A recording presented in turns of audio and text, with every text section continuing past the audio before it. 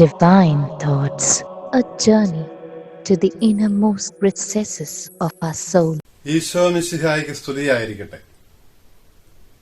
നമ്മുടെ കർത്താവായ ഈശോ മിശിഹായുടെ പ്രത്യക്ഷീകരണത്തിന്റെ തിരുനാളായ ദനഹായോട് അനുബന്ധിച്ചുള്ള ആരാധനാ വത്സരത്തിലെ ദനഹ കാലം ഇന്നത്തെ ഈ ഞായറാഴ്ച കൊണ്ട് ആരംഭിക്കുകയാണല്ലോ.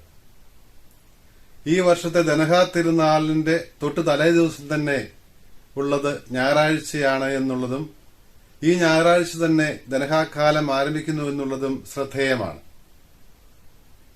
ഇന്നത്തെ നമ്മുടെ സുവിശേഷ ഭാഗം നമ്മൾ വായിച്ച് ധ്യാനിക്കുവാനായി സഭ നിർദ്ദേശിച്ചിരിക്കുന്ന സുവിശേഷ ഭാഗം വിശുദ്ധ ലൂക്കാ അറിയിച്ച സുവിശേഷം 4-ാം അധ്യായം 16 മുതലുള്ള വാക്യങ്ങളില് ഈശോയുടെ സ്വന്തം നഗരമായ നസ്രത്തിലെ സിനഗോഗില് സാബത്ത് ദിവസം ഏഷ്യാ നിവ്യായിൽ നിന്ന് ഈശോ വായിച്ച് വ്യാഖ്യാനിക്കുന്ന തിരുലിഖിത ഭാഗമാണല്ലോ.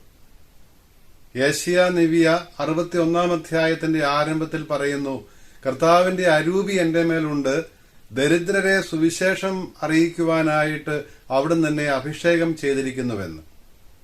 വിമോചനത്തിന്റെ സുവിശേഷമാണ് ഈശോ അറിയിക്കുന്നതെന്നും നിവ്യായിലൂടെ മുൻകൂട്ടി അറിയിക്കപ്പെട്ടിരുന്നു. ബന്ധിതർക്ക് മോചനം, തടവുകാർക്ക് വിമുക്തി, അടിച്ചമർത്തപ്പെട്ടിരുന്നവർക്ക് സ്വാതന്ത്ര്യം, കർത്താവിന് സ്വീകാര്യമായ സംവത്സരം, ഇതെല്ലാമായിരുന്നു നിവ്യ മുൻകൂട്ടി അറിയിച്ച വിമോചനത്തിന്റെ സുവിശേഷത്തിന്റെ വ്യത്യസ്ത മാനങ്ങൾ. ഈ ഭാഗം വായിച്ചിട്ട് ഇരുന്നു കൊണ്ട് ആധികാരികമായി ഈശോ പറഞ്ഞു, ഇന്ന് നിങ്ങൾ കേട്ടിരിക്കെ തന്നെ ഈ തിരുവെഴുത്ത് നിറവേറിയിരിക്കുന്നു എന്ന് പറഞ്ഞാൽ നിവ്യ മിശിഹായ്ക്ക് നൂറ്റാണ്ടുകൾക്ക് മുമ്പ് പറഞ്ഞിരുന്ന കാര്യം ഇന്നിതാ നിറവേറിയിരിക്കുന്നു, തന്നിൽ ദൈവപുത്രനായനിൽ നിറവേറിയിരിക്കുന്നു എന്ന് ഈശോ പറയുകയായിരുന്നല്ലോ. മനുഷ്യവർഗത്തിന്റെ സമഗ്ര വിമോചകനായ മിശിഹായെക്കുറിച്ചുള്ള നിവ്യായുടെ പ്രവചനമാണ് ഈശോയിൽ നിറവേറിയത് എന്ന് വ്യക്തമാക്കുന്നു. ഇവിടെ നിവ്യ പറയുന്ന ആരംഭത്തിൽ തന്നെ പറയുന്ന കാര്യം ഏറെ ശ്രദ്ധേയമാണ്.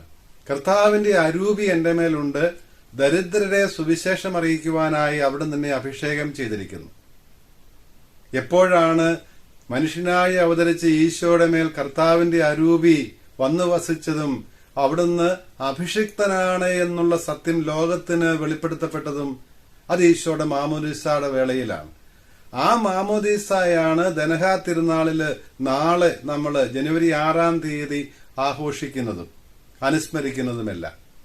ഈശോയുടെ മാമോദീസയാണ് യഥാർത്ഥത്തിൽ ഈ ദനഹ കാലത്തിന്റെ ചിന്തയുടെ ധ്യാനത്തിന്റെ മുഴുവനും അടിസ്ഥാനവും കേന്ദ്രവുമായി നിൽക്കുന്നത്.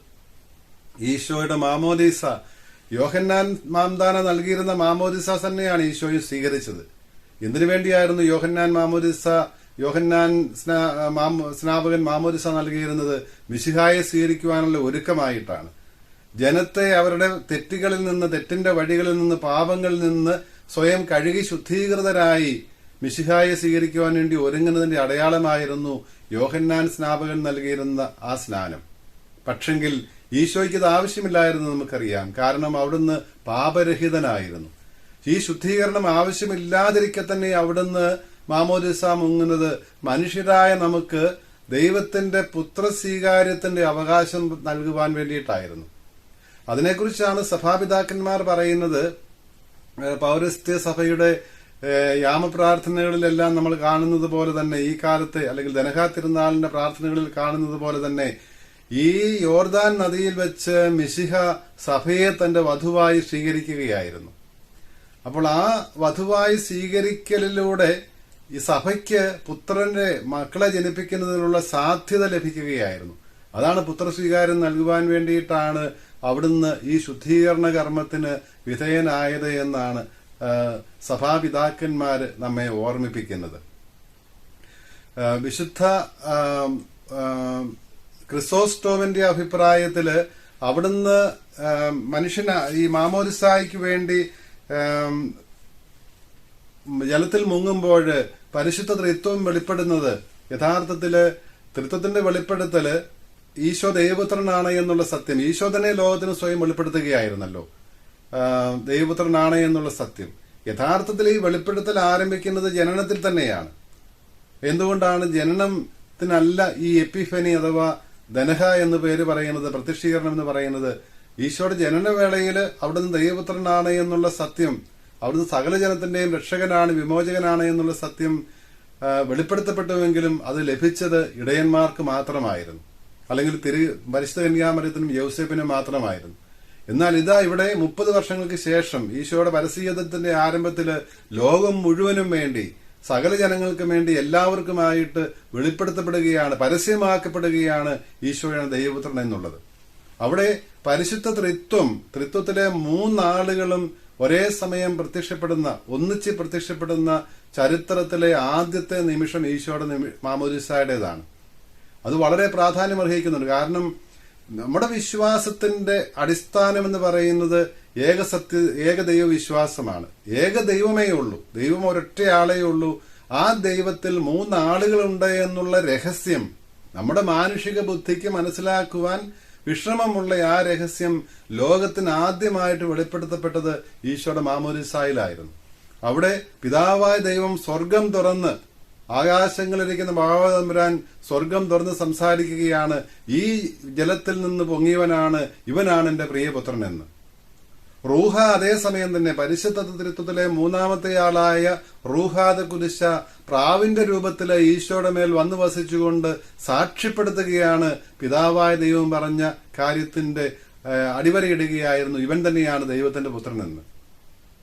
ആ ദൈവത്തിന്റെ ഹിതത്തിന് പൂർണ്ണമായി സമർപ്പിച്ചുകൊണ്ട് മനുഷ്യവർഗത്തിന്റെ വിമോചനത്തിനു വേണ്ടി സ്വയം സമർപ്പിക്കുന്ന ആ മിശിഹ, ശൂന്യനായി തീരുന്ന പാപമില്ലാതിരിക്കെ പാപിയായി കാണപ്പെടുന്ന മിശിഹ, പാപികൾക്ക് വേണ്ടിയുള്ള ഈ സ്നാനം സ്വീകരിക്കുന്ന മിശിഹ, സ്വയം ശൂന്യനാക്കിക്കൊണ്ട് പ്രവാചകന്മാർ മുൻകൂട്ടി അറിയിച്ച മിശിഹ താൻ തന്നെയാണ് എന്നുള്ളത് ലോകത്തിന് വെളിപ്പെടുത്തുകയായിരുന്നു.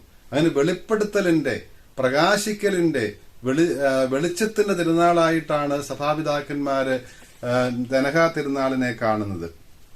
പ്രത്യക്ഷീകരണത്തിന്റെ തിരുനാളാണ്, ഉദയത്തിന്റെ തിരുനാളാണ് എന്നെല്ലാം പറയുമ്പോൾ 3 ആളുകൾ ഒന്നിച്ച് പ്രകാശിച്ച് സൃഷ്ടപ്രപഞ്ചത്തിന് ദർശനം നൽകിയതുകൊണ്ടാണ് ഇതിനെ വെളിച്ചത്തിന്റെ തിരുനാളെന്ന് സഭാപിതാക്കന്മാർ വിശേഷിപ്പിക്കുന്നത്. പരിശുദ്ധ റൂഹായാൽ അഭിഷിക്തനായി എന്നാണല്ലോ സിനഗോഗിൽ വെച്ച് ഈശോ ഏഷ്യാ നീവിയായി ഉദ്ധരിച്ചുകൊണ്ട് പറഞ്ഞത്. റൂഹ വന്നു വസിക്കുന്നത്, മിശിഹായുടെ മേൽ വന്നു വസിക്കുന്നത് പ്രാവിന്റെ രൂപത്തിലാണ്. ഈ പ്രാവിന്റെ രൂപത്തെക്കുറിച്ച് സഭാപിതാവായ അംബ്രോസ് പറയുന്നത്, മിശിഹ സുലിഹന്മാരെ അയക്കുമ്പോൾ പറയുന്നുണ്ട്, പ്രാവുകളെ പോലെ നിഷ്കളങ്കരായിരിക്കണമെന്ന്. മത്തായിയുടെ സുവിശേഷം 10-ാം അധ്യായം 16-ാം വാക്യത്തിൽ നമ്മൾ കാണുന്നുണ്ട്. അപ്പോൾ ഈശോയിൽ മാമോദിസ മുങ്ങുന്നവരും എപ്രകാരമായിരിക്കണം ജീവിക്കേണ്ടത് എന്നുള്ളതിന്റെ സൂചനയാണ് ഇതെന്നാണ് അംബ്രോസ് പറയുന്നത്. അതുപോലെ തന്നെ ഈ പ്രാവ് നോഹയുടെ പേടകത്തിലേക്ക് ജലപ്രളയത്തിന് ശേഷം സമാധാനത്തിന്റെ ഒലിവ് കൊമ്പ് കൊണ്ടുവന്ന ആ പ്രാവിനെ തന്നെയാണ് ഓർമ്മിപ്പിക്കുന്നത്. ഈ ലോകത്തിലെ പ്രളയത്തിന്, ബഹളങ്ങളുടെ ഈ ലോകത്തില് സമാധാനത്തിന്റെ ദൂത് കൊണ്ടുവരുന്നത് ഈ മിശിഹായിൽ പ്രവർത്തിക്കുന്ന റൂഹ തന്നെയാണ് എന്നുള്ളതിന്റെ സൂചനയുമാണ് ഇതെന്നും അംബ്രോസ് പറയുന്നത് നമുക്ക് കാണുവാൻ സാധിക്കും.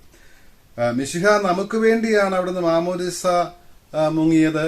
അവിടുന്ന് ലോകത്തിലുള്ള സകല ജലസഞ്ചയങ്ങളെയും ജലസ്രോതസ്സുകളെയും അവിടുന്ന് സ്വയം സമർപ്പിക്കുന്നതിലൂടെ, ജലത്തിലേക്ക് ഇറങ്ങുന്നതിലൂടെ വിശുദ്ധീകരിക്കുകയായിരുന്നുവെന്നാണ് ആദിമസഭയിലെ പ്രസിദ്ധ ദൈവശാസ്ത്രജ്ഞനായ ഒറിജിൻ പറയുന്നത്.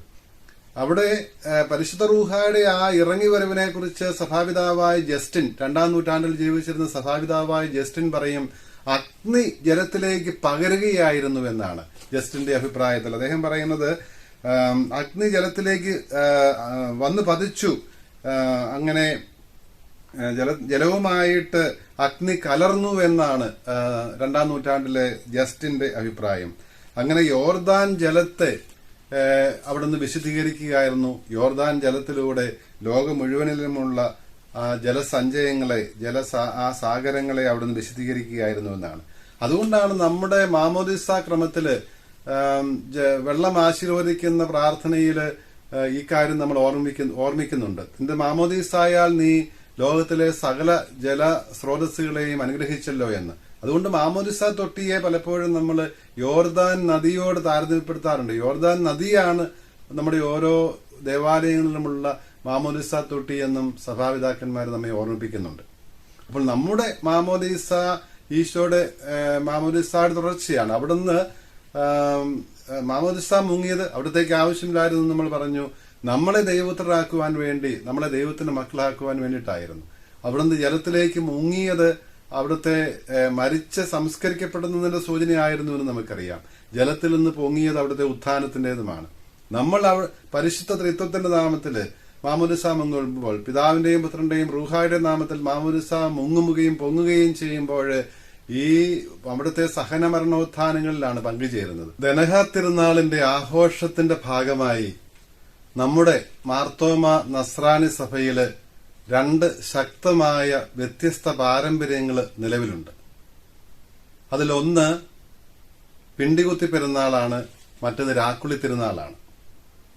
ഈ 2 തിരുനാളുകൾക്കും യഹൂദരുടെ കൂടാര തിരുനാളിന്റെ ആഘോഷവുമായി ഒരു ബന്ധമുള്ളത് നമുക്ക് കാണുവാൻ സാധിക്കും. യഹൂദരുടെ കൂടാര തിരുനാളില് 2 ആചാരങ്ങളുണ്ടായിരുന്നു. ഓർസ്ലം ദേവാലയത്തിന് സമീപയുള്ള ജലാശയത്തിൽ നിന്ന് പുരോഹിതര് ജലം കോരി പ്രദക്ഷിണമായി ദേവാലയത്തിൽ കൊണ്ടുവന്ന് ബലിപീഠത്തിങ്കൽ ഒഴിക്കുന്ന ഒരു കർമ്മമുണ്ടായിരുന്നു. അപ്പോൾ അത് ആ പശ്ചാത്തലത്തിലാണ് തിരുനാളിൻ ദിവസത്തിൽ, കൂടാര തിരുനാളിന്റെ ദിവസത്തിൽ ഈശോ ഉച്ചസ്വരത്തിൽ പറഞ്ഞത്, ആർക്കെങ്കിലും ദാഹിക്കുന്നെങ്കിൽ അവൻ എന്റെ പക്കൽ വന്ന് കുടിക്കട്ടെ, അവന്റെ ഉള്ളിൽ നിന്ന് ജീവജലത്തിന്റെ അരുവികൾ ഒഴുകുമെന്ന്. അത് തന്നിൽ വിശ്വസിക്കുന്നവർ സ്വീകരിക്കാനിടുന്ന റൂഹായെക്കുറിച്ചാണ് പറഞ്ഞത് എന്നും ഈശോ വെളിപ്പെടുത്തുന്നത് യോഹന്നാന്റെ സുവിശേഷം 7-ാം അധ്യായം 37 മുതലുള്ള വാക്യങ്ങൾ നമ്മൾ കാണുന്നുമുണ്ട്. അപ്പോൾ ആ ജലം ഈശോ മാമോദിസ മുങ്ങി വിശുദ്ധീകരിക്കുവാനിരുന്ന ആ ജലത്തിന്റെ, മാമോദിസ ജലത്തിന്റെ മുന്നോടിയായിരുന്നതായിട്ട് നമുക്ക് കാണാൻ സാധിക്കും. അതുപോലെ തന്നെ ഈ കൂടാര തിരുനാളിനോടനുബന്ധിച്ചുണ്ടായിരുന്ന മറ്റൊരു ആഘോഷമായിരുന്നു ഓർസ്ലേം ദേവാലയ പരിസരങ്ങളിൽ ഉയർത്തിയിരുന്ന വലിയ ദീപസ്തംഭങ്ങൾ. ദേവാലയ പരിസരത്തെ മാത്രമല്ല, പട്ടണം മുഴുവനെയും പ്രകാശിപ്പിക്കുന്ന രീതിയിലുള്ള വലിയ ദീപസ്തംഭങ്ങളായിരുന്നു അത്. അതിന്റെ പശ്ചാത്തലത്തിലാണ് യോഹന്നാന്റെ സുവിശേഷം 8-ാം അധ്യായം 12-ാം വാക്യത്തിൽ ഈശോ പറയുന്നത്, ഞാൻ ലോകത്തിന്റെ പ്രകാശമാകുന്നുവെന്ന്. ലോകം മുഴുവനെയും പ്രകാശിപ്പിക്കുന്ന ഈ ദീപസ്തംഭങ്ങള് ഓർസലമിനെ പ്രകാശിപ്പിക്കുന്നുവെങ്കിൽ ഞാൻ ലോകത്തെ പ്രകാശിപ്പിക്കുന്നവനാണ്. ഈശോയുടെ ജനനത്തെക്കുറിച്ച് സക്കറിയ പുരോഹിതൻ പറഞ്ഞതും ഉയരത്തിൽ നിന്നുള്ള ഉദയസൂര്യൻ നമ്മെ സന്ദർശിക്കുന്നതായിട്ടാണല്ലോ. മിശിഹായുടെ ആ ഉദയം, മനുഷ്യാവതാരവും ലോകത്തിന് പ്രത്യക്ഷപ്പെടുന്നതുമെല്ലാം അന്ധകാരത്തിൽ കഴിഞ്ഞിരുന്ന ജനത്തിന് പ്രകാശം നൽകുന്നതിന് വേണ്ടിയായിരുന്നുവെന്ന് ഏശയ്യാ നബിയായും 9-ാം അധ്യായത്തിൽ മുൻകൂട്ടി പറഞ്ഞിരുന്നത് നമുക്കറിയാം. അപ്പോൾ ഈ 2 ആചാരങ്ങളുടെ പശ്ചാത്തലത്തിലും തുടർച്ചയുമായിട്ടുമാണ് നമ്മുടെ പാരമ്പര്യത്തിൽ, നസ്രാണി പാരമ്പര്യത്തിൽ 2 ആഘോഷങ്ങൾ നിലവിലുള്ളത്. ഒന്ന് പിണ്ടികുത്തി പെരുന്നാളാണ്. വാഴപ്പിണ്ടിയില് തിരികൾ തെളിച്ച് വലിയ ദീപസ്തംഭത്തിന് ചുറ്റും പ്രദക്ഷിണങ്ങള് ഏൽ പയ്യ എന്ന് പാടിക്കൊണ്ട്, ദൈവം പ്രകാശമാകുന്നു, ഏൽ ദൈവമാണ്, പയ്യ പ്രകാശമാണ്, ദൈവം പ്രകാശമാകുന്നു, ഏൽ പയ്യ, ഏലേൽ പയ്യ, ദൈവം പ്രകാശമാകുന്നു എന്ന് ഉദ്ഘോഷിച്ചുകൊണ്ട് ഈ ദീപത്തിന് ചുറ്റും പ്രദക്ഷിണം നടത്തിയിരുന്ന വലിയ കർമ്മം നമ്മുടെ പല സഭാ സമൂഹങ്ങളിലും കേരളത്തിലെ നസ്രാണി സമൂഹങ്ങളിൽ നിലനിൽപ്പുണ്ട്. അതുപോലെ തന്നെ ഈശോയുടെ മാമോദിസായെ അനുസ്മരിച്ചുകൊണ്ട് ദേവാലയത്തിന് സമീപയുള്ള ജലാശയത്തില് മുങ്ങിപ്പൊങ്ങുന്ന രീതി നമ്മുടെ പല ദേവാലയങ്ങളിലും ഇന്നും നിലനിൽക്കുന്നുണ്ട്. ഈ തിരുനാൾ നടത്തിയിരുന്നത്, ഈ ആഘോഷം നടത്തിയിരുന്നത് വലിയ ദീപങ്ങൾ കരങ്ങളിൽ ഉയർത്തിപ്പിടിച്ചുകൊണ്ട് തന്നെയായിരുന്നു, കത്തിച്ചുകൊണ്ടായിരുന്നു. ഈ ഗീതം ആലപിച്ചുകൊണ്ടാണ്, ഏൽ പയ്യ, ദൈവം പ്രകാശമാകുന്നു എന്നുള്ള ഗീതം അത് ആലപിച്ചുകൊണ്ടായിരുന്നു താനും. ഈ പ്രകാശം കയ്യിൽ പിടിച്ചുകൊണ്ടുള്ള സ്നാനമായിരുന്നതുകൊണ്ടാകണം ഇത് രാത്രികാലങ്ങളിൽ നടത്തിയിരുന്നത്. അതുകൊണ്ടായിരിക്കണം ഇതിന് രാക്കുളി എന്നുള്ള പേര് വന്നതുമല്ല. അത് മിശിഹായുടെ മാമോദിസായെ അനുസ്മരിക്കുകയും ഒപ്പം നമ്മുടെ തന്നെ മാമോദിസായെ അനുസ്മരിക്കുകയും ചെയ്യുന്ന ദിവ്യകർമ്മമാണ്. അത് നമ്മുടെ ഉണ്ടായിരുന്ന ദേവാലയങ്ങളിൽ അത് നിലനിർത്തണം. ഇല്ലാത്ത ദേവാലയങ്ങളിൽ മാമോദിസാ കുളങ്ങൾ നിർമ്മിച്ച് മിശിഹായുടെ ദനഹാ തിരുനാളിനോടനുബന്ധിച്ച് അതിന് തലേ ദിവസമാണ്, രാത്രിയിലാണ്, 6-ാം തീയതിക്ക് 5-നും 6-നും ഇടയിലുള്ള രാത്രിയിലാണ് ഇത് നടത്തിയിരുന്നത് സഭയിൽ. അത് നമ്മൾ പുനരുദ്ധരിക്കേണ്ടതും തുടർന്നുകൊണ്ട് പോകേണ്ടതുമായിട്ടുള്ള ഒരു ദിവ്യകർമ്മമാണത്. അങ്ങനെ നമ്മൾ മിശിഹായുടെ മാമോദിസയിലൂടെയുള്ള ആ വെളിപ്പെടുത്തലിനെ അനുസ്മരിക്കുകയും നമുക്കതിലൂടെ ലഭിച്ച ആ പുത്രസ്വീകാര്യത്തെ ഏറ്റുപറയുകയുമാണ് ചെയ്യുന്നത്. അങ്ങനെ ഈ ധനഹ ആഘോഷം വലിയ ദൈവാനുഗ്രഹത്തിന്റെ അവസരമായി മാറട്ടെ. ദൈവം നമ്മളെ അനുഗ്രഹിക്കട്ടെ.